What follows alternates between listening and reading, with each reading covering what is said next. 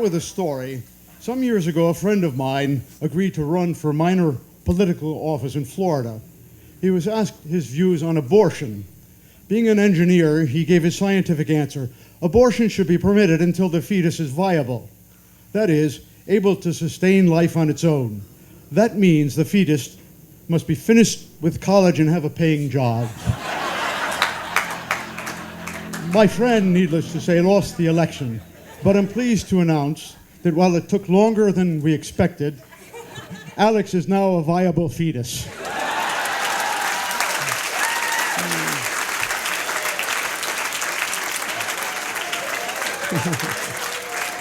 I'm glad you're all as happy about it as we are.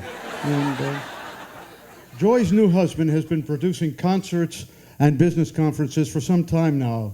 But remember, Alex, your mom and I produced you. It was a joint venture, to use one of your business terms. I was a limited partner.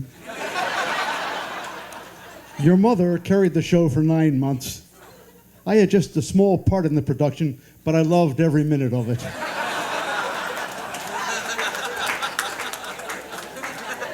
That you were a healthy and happy child is proof that practice makes perfect.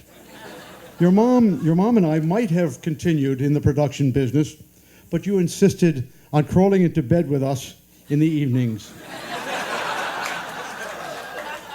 You were young at the time, and when I objected, your mother said, "What's your problem? It makes him feel secure." I said, "Marianne, he's 16, you know?"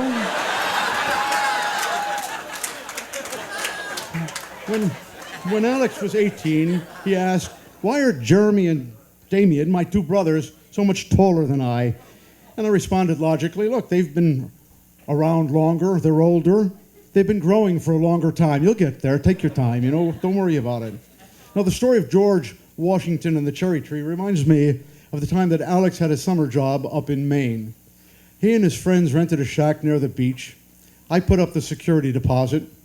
When the summer was ended, I asked for its return, and the landlord turned me down, saying, "The boys damaged the roof." And this was just a shack. I said, "What kind of damage can occur to the roof?" I said, "How's it possible?" He said, "Ask your son." So when confronted in a true George Washington style, Alex said, "Pop, the roof was okay when I left, you know." On further inquiry, there was a long pause, following which he owned up to it by saying, "Well, our last night there we had a few beers. It was a starry night, so we put the couch up on the roof.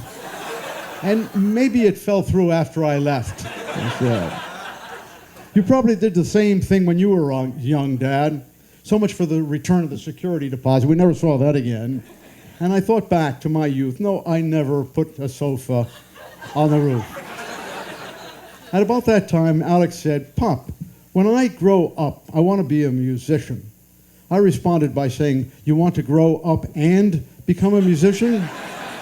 He responded, "Yes." I said, "Son, you can't do both." Yeah. Well, eventually, he went off to college and got a Bachelor of Fine Arts degree in music. Then he went off to college and got a Master of Fine Arts degree in music. Then he went off to college and got an MBA degree. Son, you've got more degrees than a rectal thermometer.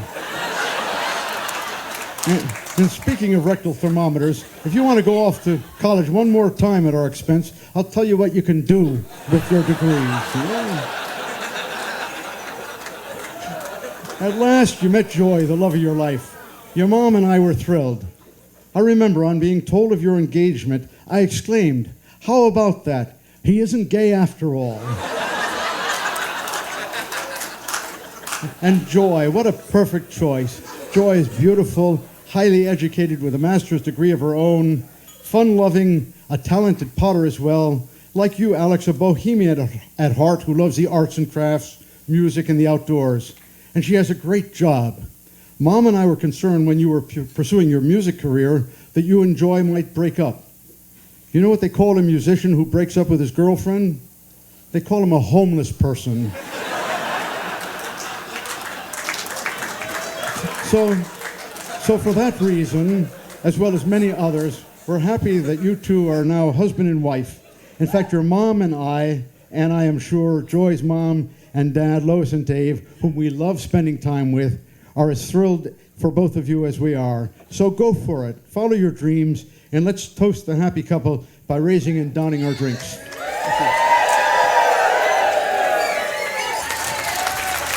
Put your hands together for two wonderful speeches and celebrate the love of joy.